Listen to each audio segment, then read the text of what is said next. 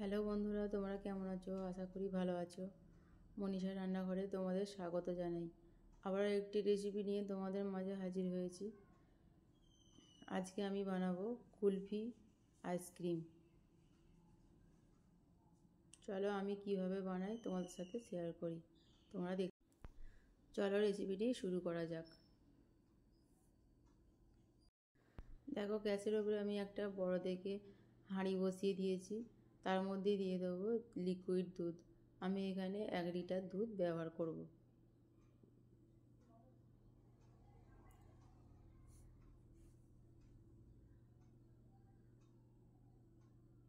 দুধ নেওয়া হয়ে গেছে, তারপর দিয়ে দেবো আমি 2টো এলাচ ফাটিয়ে। ভালো করে দুধটাকে ফুটিয়ে নেব।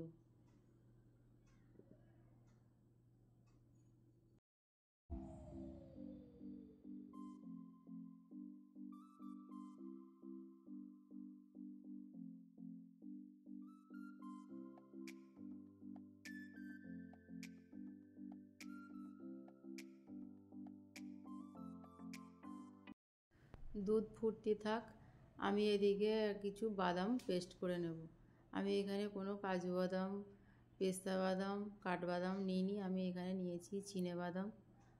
চিনেবাদাম আমি খোসা ছাড়িয়ে নিয়েছি। বাদাম পেস্ট করে নেব।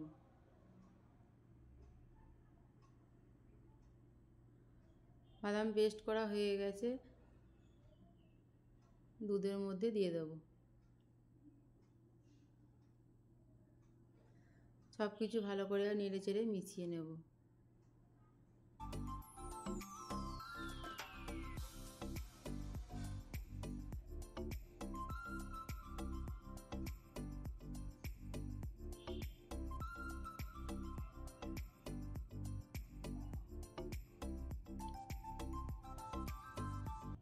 তারপরে দিয়ে দেবো পরিমাণ মতো চিনি। যে যতটা পরিমাণ মিষ্টি খাও ততটা পরিমাণ চিনি দেবে। তারপরে দেখো, আমি একটা বাটির মধ্যে নিয়ে নিচ্ছি 1 চামচ কর্নফ্লাওয়ার। তারপরে দিয়ে দেবো গুঁড়ো দুধ। আমি এখানে 3 চামচ, বড় চামচের 3 চামচ গুঁড়ো দুধ ব্যবহার করেছি। অল্প কিছুটা নর্মাল পানি দেব। তারপরে গরম দুধ একটু দিয়ে ভালো করে গুলিয়ে নেব।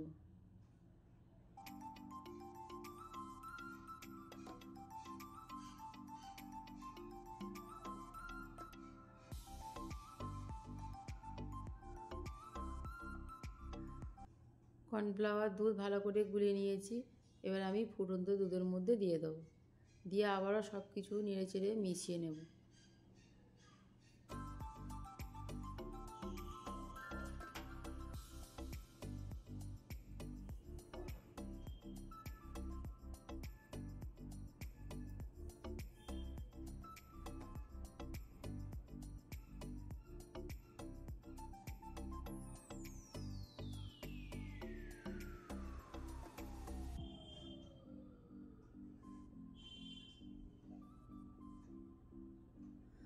দুধ ভালো করে ফুটে গেছে, আমি গ্যাস বন্ধ করে দিয়েছি।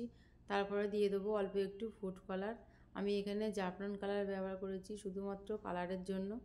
তোমরা চাইলে কেশর দিতে পারো, আমার কাছে কেশর ছিল না, আমি সেই জন্য জাফরান কালার দিলাম।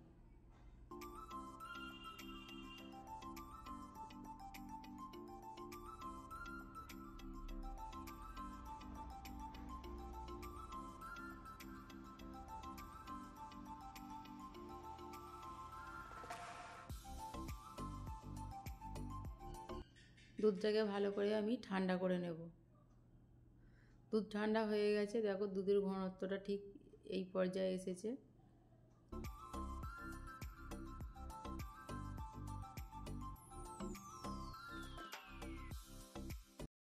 আমি এখানে আইসক্রিমের বক্স নিয়েছি, আমি বক্সে বসাবো। তোমরা চাইলে আইসক্রিমের মোল্ডেও বসাতে পারো, ছোট কাপে বা ছোট গ্লাসে আইসক্রিমের কাঠি দিয়ে বসাতে পারো। বক্সের মধ্যে মিশ্রণটা আমি নিয়ে নেব।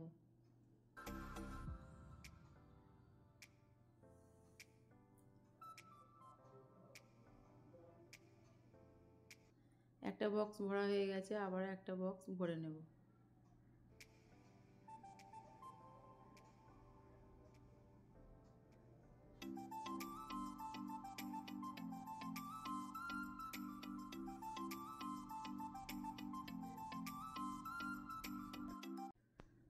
7 থেকে 8 ঘন্টার জন্য আমি ডিপ ফ্রিজে রেখে দেবো।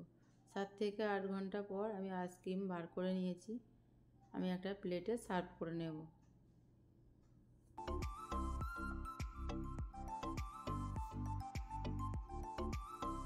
পিস পিস করে কেটে নেব।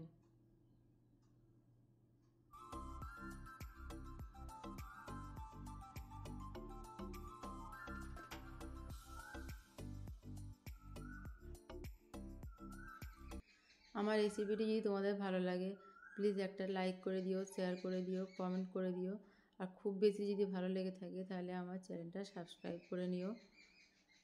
আবার একটা নতুন রেসিপি নিয়ে হাজির হব তোমাদের মাঝে। সবাই ভালো থেকো, সুস্থ থেকো।